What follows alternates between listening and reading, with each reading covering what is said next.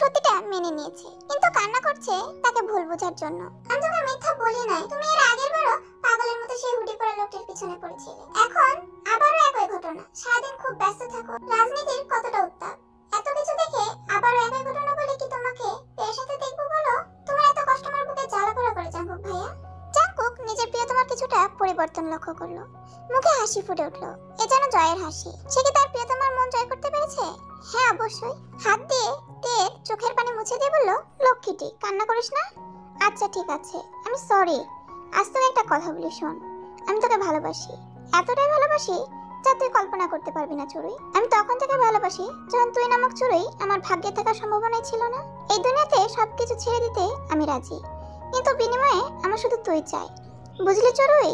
ধীরে ধীরে তুই নামক মাধুর্যতা আমাকে উন্মাদনার শীর্ষে পৌঁছে দিচ্ছে। আমার হিত মঞ্জিলের রংমহলে তুই নামক আবদ্ধ চড়ুইয়ের বসবাস। তে হু বলে মাথা উপরে নিচে করতেই জাঙ্কুক মুচকি এসে উপর থেকে সরে যেতেই তে তার হাত ধরে টান দিল। জাঙ্কুক নিজেকে সামলাতে না পেরে তের উপরে আবারও পড়ে গেল।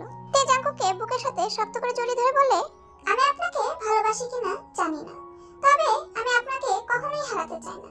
আমার ভয় হয়, আমি চাই আপনি বেঁচে থাকুন, আর আমি আপনাকে আমার সারাটা জীবন দু চোখ ভরে দেখি।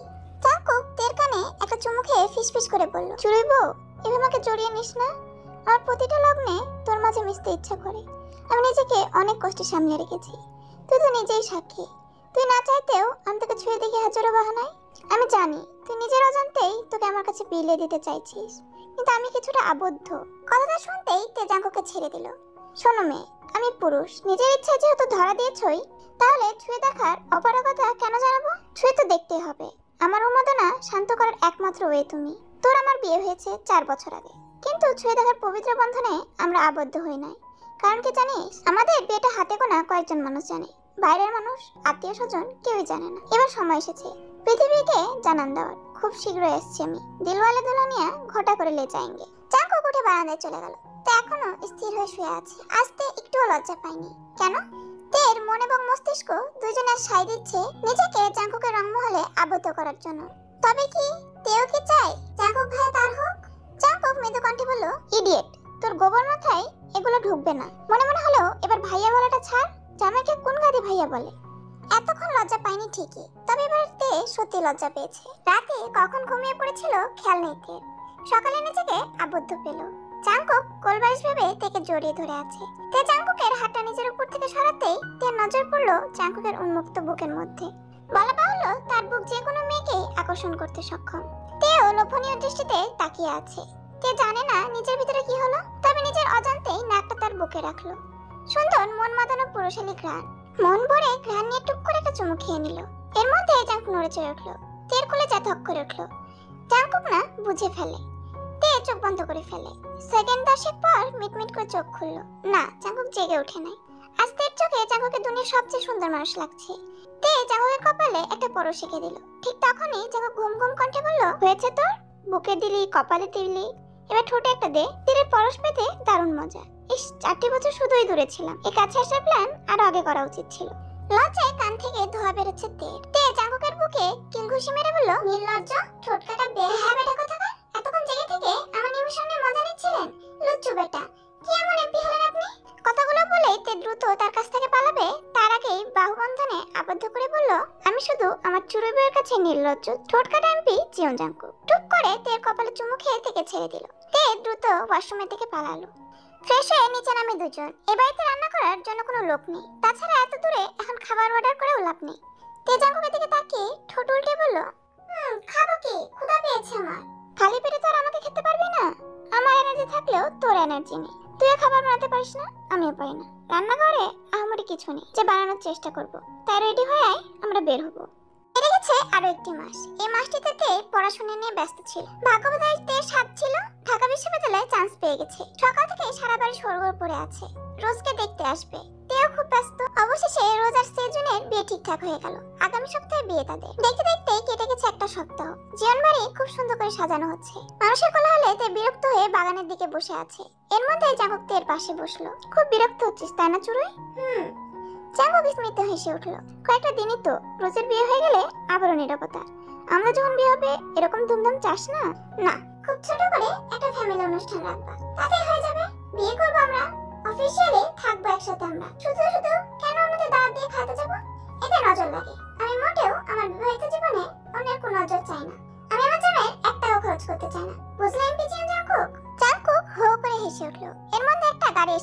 ফুফু বেসুজি সাথে ফুফাতো ভাই বোন লিসার বোগাম এসেছে। তে তাদের দেখে খুশিতে লাফিয়ে উঠলো। তারা সপরিবারে লন্ডনে থাকেন। তাদের দেখে তে আর জাঙ্কুক সেদিকে এগিয়ে গেল, ওদের সাথে কুশল বিনিময় করলো। লিসা তের সাথে কথা বলছে না। এর মধ্যে লিসা বলল, আমাদের এগিয়ে নিতে এয়ারপোর্টে কেন আসলে না জাঙ্কুক? তুমি কি আমাকে একটু প্রায়োরিটি দিবে না? আমার অনেক কাজ আছে, আমি তো গাড়ি পাঠিয়ে দিয়েছি। তাছাড়া ইউনো তো গেছেই, আমার এক্সট্রা যেতে হবে কেন? তাই বলে আমাকে। এর মধ্যেই তে জাঙ্কুকে বলে, আপনি না বিকালে এয়ারপোর্ট যাবেন? আবার যাবেন কেন? ফুপুরা তো এসেই পড়েছে। আমি তো একা যাব না, তুইও যাচ্ছিস। এটা সারপ্রাইজ, তবে গেলেই পাবি চুরুই। এর মধ্যে জাঙ্কুকের ডাক পড়লো, শেষের দিকে চলে গেল। তেও বাড়ির পথে হাঁটায় দিল। লিসা বিড়বিড় করে বলল, মেজো মামার মেয়ের সাথে জাঙ্কুকের এত ভাব কেন? যাকে ছোটবেলা থেকেই ভালোবাসি, তার অন্যের সাথে এত সখ্যতা কলেজে দহন করে ফেলছে আমার। আপ টু ডাউন এমনকি ছেলের থেকে মেরে ফেলবো। লিসার খুব রাগ হচ্ছে, দপদপ পায়ে হেঁটে বাড়ির দিকে চলে গেল। বিকেলে সবাই বাগানে বসে আছে। জাঙ্কুক তের দিকে তাকাতেই তের খুব লজ্জা লাগলো, মাথা নিচু করে দাঁড়িয়ে রইল। জাঙ্কুক তের কাছে এসে বলল, মাশাআল্লাহ চড়ুই, চল। রক্তিম চোখে তাকিয়ে রইল তাদের যাওয়ার পানে, চোখ দুটো দিয়ে যেন আগুন বের হচ্ছে। লিসা বিড়বিড় করে বলল, কেন জাঙ্কুক কেন? সেই বুঝ হওয়ার পর থেকে দেখছি এইটাকে তুমি আগলিয়ে রাখো। তে সুন্দর মানছি, আমিও তো কম না। তোমার প্রতি রাগ করে আমি দেশ ছেড়েছি, তোমার জন্য আমি নিজেকে সব দিক থেকে সাজিয়েছি, তবুও আমার প্রতি তোমার কেন অনীহা? তেরা এয়ারপোর্টে দাঁড়িয়ে আছে বিগত আধা ঘন্টা ধরে। তে হাইপার হয়ে গেছে। তার পাশে দাঁড়িয়ে থাকা লোকটার মধ্যে কোনো ভাবান্তর নেই, যেন কিছুই হয়নি। জাঙ্কুক তের হাতটা খুব শক্ত করে ধরে রেখেছে। হঠাৎ করে হাত ছেড়ে বলল, তে সামনে তাকা, দেখ তো ছেলেটাকে চিনিস কিনা? তে ভালো করে তাকালো, তাকাতেই চোখ ভরে পানি জমে উঠলো। সে হাসি মুখে এগিয়ে আসছে। তে দৌড়ে গিয়ে ছেলেটার উপর ঝাঁপিয়ে পড়লো। ভাই, হ্যাঁ তের ভাই এসেছে। সুগা থেকে তার বুকের মাঝে আগলে নিল। মিনিট দুয়েক পর তে একটু শান্ত হয়। পাগলি বোন আমার, রোজে তো আমাকে ভিডিও কলে দেখতি, তখন তেমন ইমোশনাল হয়ে যাসনি, এখন কি হয়েছে? এই তো আমি ফিরে এসেছি। জাঙ্কুক এগিয়ে গেল, জাঙ্কুকের কাছে একটা চাপড় মেরে বলল, তা বলো শালা সাহেব, কেমন কাটলো জার্নি? সুগা প্রথমে জাঙ্কুকে চিনতে পারে নাই, তারপর সেকেন্ডের মধ্যেই হো হো করে হেসে উঠলো। তুই তো দেখছি হুলিয়ে পাঠিয়ে ফেলেছিস। আহারে, বর্তমান সময়ের আলোচিত এমপি জিয়ন জাঙ্কুকের কি দশা! জনগণের পেপারাজির ভয়ে মুখ লুকিয়ে চলতে হয়। জাঙ্কুকও হো হো করে হেসে উঠলো। সবেমাত্র 7 বস্তা চাল আর 1 বোতল সয়াবিন তেল সরিয়েছি, হাইকোর্টে মামলা ঠুকেছে দুটো। বুঝলি কেন এই দশা হলো? দুজনের খুনসুটি দুষ্টুমিতে তিনজনেই এয়ারপোর্টে উচ্চ শহরে হেসে উঠলো। সন্ধ্যা 7টায় বাড়ি ফিরেছে তারা। আজ জিয়ন রংমহলে কারো খুশির অন্ত নেই। রাত্রে খাবার শেষ করে ছোট বড় সবাই একসাথে বসে আছে। এটা সেটা কত কিছু নিয়ে কথা চলছে। এর মধ্যেই বেসুজি বলে উঠলো, বড় ভাই, জিয়ন বাড়ির ছেলেদের বয়স কি পার হচ্ছে না? মেয়েদের বিয়ে দিচ্ছিস, এখন ছেলেদের বউ কবে আনবি? জাঙ্কুক কি সারা জীবন এরকমই থাকবে? রাজনীতি করবে? বয়স? ও ভালো কথা বলেছিস, কিন্তু তোরা দেশে এসেছিস, ভালো করেছিস। একসাথে 2 বিয়ে খেতে পারবি। রোজের বিয়ে শেষে জাঙ্কুকের বিয়ে রিসেপশন করা হবে। বিয়ে রিসেপশন মানে? জাঙ্কুকে বিয়ে করে ফেলেছে? কবে করলো? বউ কোথায়? আমাদের জানানোর প্রয়োজন মনে করলি না?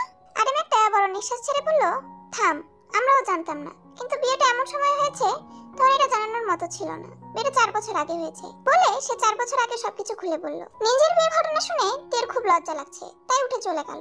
অন্যদিকে আত্মীয়স্বজন সবাই জানে তে আর জাঙ্কুকের বিয়ের কথা।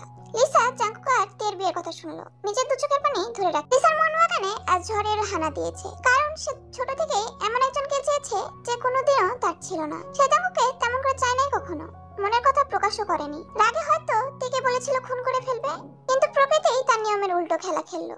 কারোই দোষ থাকে না, এখানে তের কোনো দোষ নেই। এই কারণে বলা হয় দুনিয়াতে সবাই সবকিছুর ভাগ্য নিয়ে আসে না। লিসা ছাদের এক কোণে দাঁড়িয়ে কান্না করছে, বারবার হাতের উল্টো পাশ দিয়ে চোখের পানি মুছছে। অনেকক্ষণ ধরে তে আর জাঙ্কুক বড় কৃষ্ণচূড়া গাছের নিচে দাঁড়িয়ে আছে। তের চোখে পানি চকচক করছে।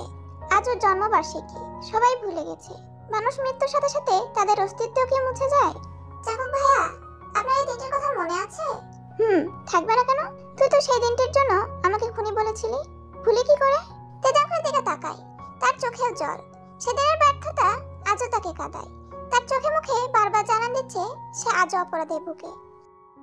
তের ছোট চাচা 2 মেয়ে, জেনি আর রোজ। জেনি আর তে বছর 2 ছোট বড়। তারা ছিল বেস্ট ফ্রেন্ড। সবসময় তের জন্য জীবন বাজি রাখতে প্রস্তুত ছিল জেনি। জেনি আর কায়ের তখন খুব বেশি গভীর ভাব। কাই জাঙ্কুকের ছোট ভাই। তে আর জাঙ্কুকের বিয়ের সপ্তাহ 2 পর পরই কাই এমন এক কাজ করে যার জন্য তে তার সবচেয়ে কাছের প্রিয় একজন মানুষকে হারিয়ে ফেলে। তে তখনও বুঝতো না শারীরিক সম্পর্ক কি, কিন্তু জেনির কান্না করতে দেখে কারণ জিজ্ঞেস করায় জেনি জানায় তার আর কায়ের মাঝে নাকি তা হয়ে গেছে। তার পেটে এখন কায়ের সন্তান। আর জেনিও বলে কাই তাকে বিয়ে করবে না, তাকে ভালোবাসে না। এই সন্তান তার না, অন্যের পাপের বোঝা জেনি বইছে। সেদিন তে জেনির কান্না দেখে রুম থেকে বেরিয়ে জাঙ্কুকের রুমে গিয়েছিল। জাঙ্কুক সেদিন খুবই ব্যস্ত ছিল। তে বারবার তাকে ডাকছিল। তের জন্য তার গুরুত্বপূর্ণ মিটিং লন্ডভন্ড হয়ে গেছিল। তাই জাংকুক তের কথা না শুনে তেকে অনেক বকা দিয়েছিল। তে আর জাংকুককে কিছু বলেনি, কান্না করতে করতে রুমে চলে এসেছিল। সেদিন সন্ধ্যায় কাই একটা মেয়েকে এনে হাজির হয়। সবাইকে বলে মেয়েটি তার বিয়ে করাবো। আরএম সহ সবাই কাইকে হাজারো কথা শুনিয়ে চলেছে, কারণ জেনি আর কাই সম্পর্কের কথা সবাই জানতো। জেনি সেদিনের সেই দৃশ্যটা দেখে নিজেকে সামলাতে পারেনি। সে যে ঘরে ঢুকেছে তার লাশ ঘর থেকে বের হয়েছে। জেনি মারা যাওয়ার পর সবাই সব জানতে পারে। তে জাংকুককে কান্না করে বলেছিল, বিকালে আপনাকে জানাতে এসেছিলাম, আপনি আমাকে বোকা দিয়ে তাড়িয়ে দিয়েছিলেন। আপনি চাইলে কিছু করতে পারতেন। জেনি আপুর জন্য আপনাকে আমি কখনোই ক্ষমা করব না। কাইকে ত্যায্য পুত্র করে দিয়েছে নামজুন। আর তে সেদিনের পর থেকে নানু বাড়ি চলে গিয়েছিল। জাংকুক থেকে বলল, চল বাড়ির ভেতরে চল, অনেক রাত হয়েছে, এখানে বেশিক্ষণ থাকা ঠিক হবে না। তুই আবারও ভাবুক হয়ে কান্না করছিস? তে চোখের পানি মুছে বলল, আজ তার বড় বোনের বিয়ের জন্য এর মহল সাজিয়েছে, সে থাকলে আমার থেকেও বেশি খুশি হতো, তাই না? জাংকুক থেকে জড়িয়ে ধরে বলল, চল। তে আর কথা বাড়ালো না, একটা দীর্ঘশ্বাস ফেলে জাংকুকের সাথে বাড়ির দিকে হাঁটলো। লিসা বারান্দায় দাঁড়িয়ে ছিল। তে আর জাংকুককে একসাথে দেখে দীর্ঘশ্বাস ফেলে বলল,